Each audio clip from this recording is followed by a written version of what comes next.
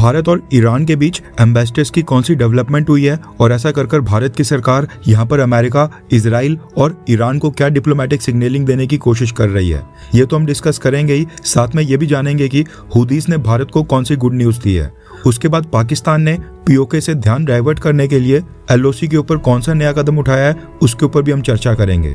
इसके अलावा भी काफ़ी सारी इंपॉर्टेंट खबरें आ रही हैं जिनका इम्पैक्ट भारत के ऊपर भी पड़ने वाला है, इसलिए वीडियो को एंड तक देखिएगा। सबसे पहले बात करते हैं भारत और ईरान को लेकर।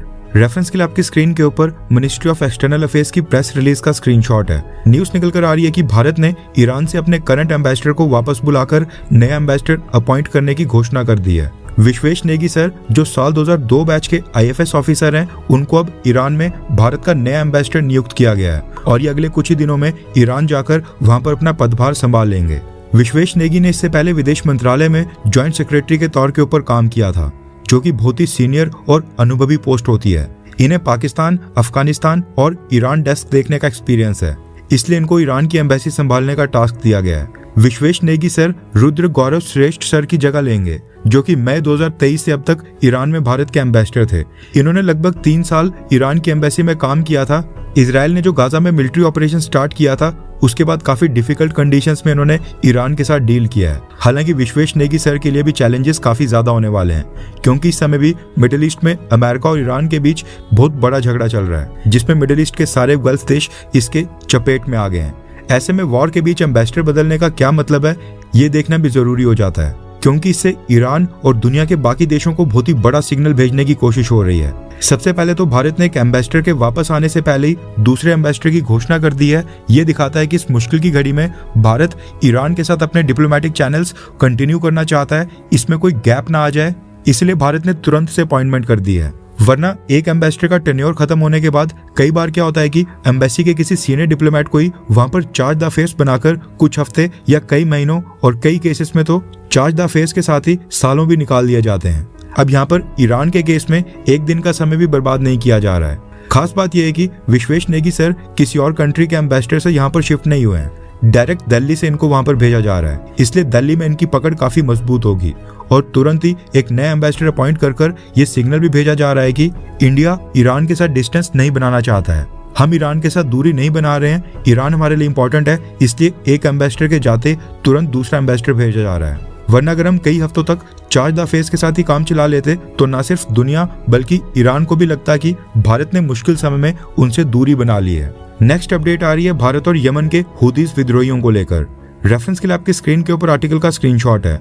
न्यूज निकल कर आ रही है कि रेड सी के पास जो बाबल मंदाब स्ट्रेट है, वहां से क्रॉस कर 2 क्रूड ऑयल के टैंकर शिप्स भारत की तरफ आ गए हैं और खास बात यह है कि इन दोनों ऑयल टैंकर शिप्स के ऊपर सऊदी अरेबिया के पोर्ट के ऊपर लोडेड क्रूड ऑयल है, यानी ये क्रूड ऑयल हमने सऊदी अरेबिया से परचेज किया था। ये वही ऑयल टैंकर शिप हैं जिनको अभी 7-8 दिन पहले हुदीस की धमकी के बाद यू टर्न मारकर वापस जाना पड़ा था। दरअसल यमन के नीचे ये जो बाबल मंदाब स्टेट है, यहाँ पर हुदीस का कंट्रोल है और इन्होंने ये अनाउंस किया है कि यहाँ से वो सऊदी अरेबिया के ऑयल और सऊदी गैस वाला एक भी शिप क्रॉस होने नहीं देंगे। जो शिप सऊदी अरेबिया के पोर्ट से ऑयल और गैस कलेक्ट करेगा या वहां पर पोर्ट कॉल भी लेता है, हम उसको यहाँ से क्रॉस होने नहीं देंगे, ऐसा हुदीस ने धमकी दी थी। हुदीस की धमकी के बाद इन दोनों शिप्स को यू टर्न मारना पड़ा था। इवन चाइना की शिप को भी हुदीस यहाँ से क्रॉस होने नहीं दे रहे थे, क्योंकि उसके ऊपर भी सऊदी अरेबिया का क्रूड ऑयल लोडेड था।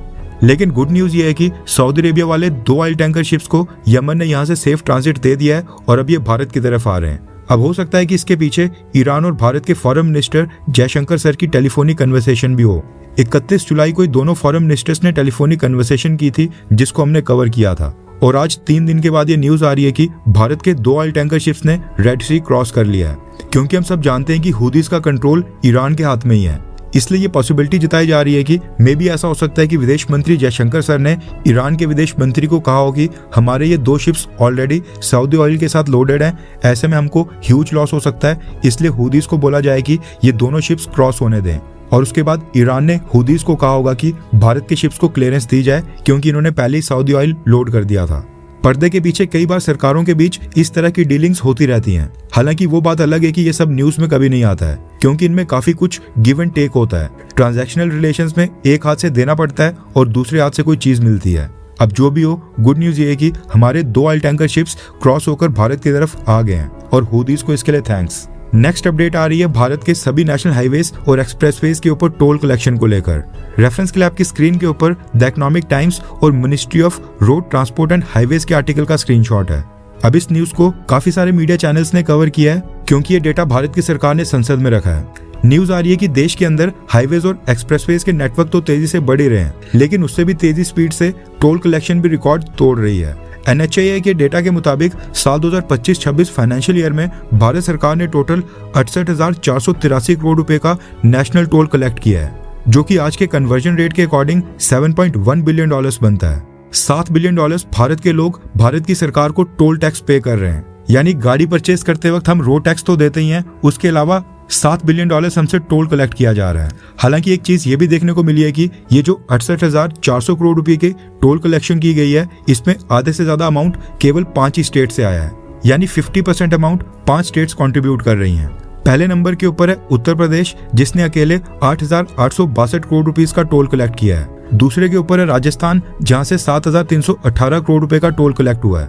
तीसरे के ऊपर महाराष्ट्र है, जहां से 7,054 करोड़ रुपीस का टोल कलेक्ट हुआ है। चौथे के ऊपर 6,352 करोड़ रुपए के टोल कलेक्शन के साथ गुजरात की स्टेट है और पांचवे के ऊपर कर्नाटका है, जहां से 4,780 करोड़ रुपीस का टोल कलेक्ट हुआ है।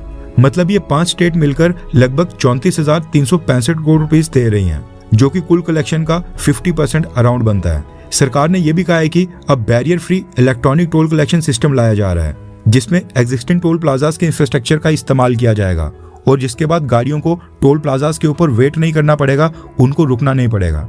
वैसे आपको क्या लगता है कि क्या भारत की सरकार को नितिन गडकरी से मिनिस्ट्री वापस ले लेनी चाहिए? क्या उनको नई मिनिस्ट्री में शिफ्ट करना चाहिए? हाँ या फिर ना, नीचे कमेंट कर अपनी राय जरूर बताएं। नेक्स्ट अपडेट आ रही है कॉमनवेल्थ गेम्स को लेकर, जो कि यूनाइटेड किंगडम के स्कॉटलैंड में खत्म हो गई हैं। मेडल टैली की बात करें तो नंबर 1 के ऊपर 70 गोल्ड मेडल्स के साथ ऑस्ट्रेलिया है। नंबर 2 के ऊपर 29 गोल्ड मेडल्स के साथ इंग्लैंड, 19 गोल्ड मेडल्स के साथ नंबर 3 के ऊपर कनाडा, उसके बाद 13 गोल्ड मेडल्स के साथ 4th पोजीशन के ऊपर आया है भारत, जबकि 13 गोल्ड मेडल्स के साथ ही नंबर 5th के ऊपर स्कॉटलैंड है। स्कॉटलैंड और भारत के पास इक्वल गोल्ड थे, लेकिन भारत के पास 17 सिल्वर मेडल्स हैं, जबकि स्कॉटलैंड के पास केवल 9 हैं। भारत के पास स्कॉटलैंड से ज्यादा सिल्वर मेडल्स थे, इसलिए भारत को 4th पोजीशन मिली है। बाकी देशों की रैंकिंग्स आप वीडियो को पॉज कर देख सकते हैं।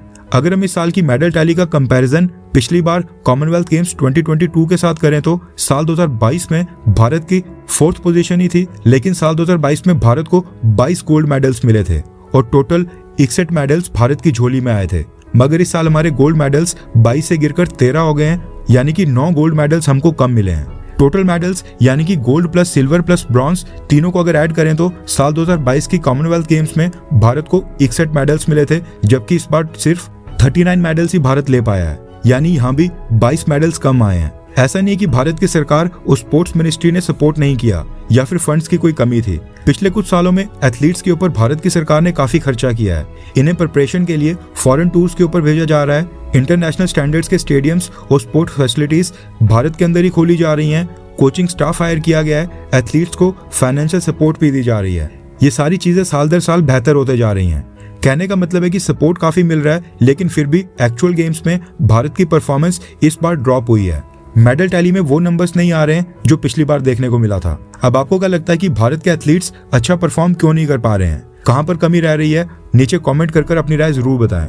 एक और इंटरेस्टिंग बात यह है कि जो अगली कॉमनवेल्थ गेम्स होनी है वो भारत होस्ट करने जा रहा है। साल 2030 में गुजरात के अहमदाबाद में कॉमनवेल्थ गेम्स होंगी, जिसकी तैयारी भारत की सरकार ने आज से स्टार्ट कर दी है। पिछली बार साल 2010 में भी भारत ने दिल्ली में कॉमनवेल्थ गेम्स होस्ट की थी।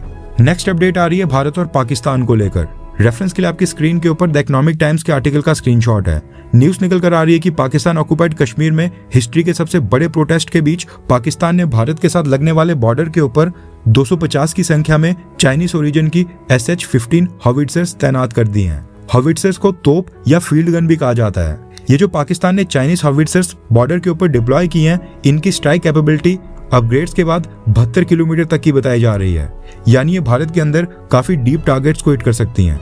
पिछले साल जो ऑपरेशन सिंदूर हुआ था, उसके बाद ये अब तक की सबसे बड़ी डिप्लॉयमेंट है। इसलिए सवाल उठ रहे हैं कि आसिम मुनीर और शहबाज शरीफ क्या प्लॉटिंग कर रहे हैं। पाकिस्तान ऑक्युपाइड कश्मीर में ऑलरेडी काफी बड़े स्केल के ऊपर प्रोटेस्ट हो रहे हैं। POK के लोग अपनी बेसिक नेसेसिटीज के लिए सड़कों के ऊपर उतरकर हंगामा कर रहे हैं। May be Pakistan army Bharat का थ्रेट दिखाकर प्रोटेस्ट को दबाने की कोशिश कर रही हो।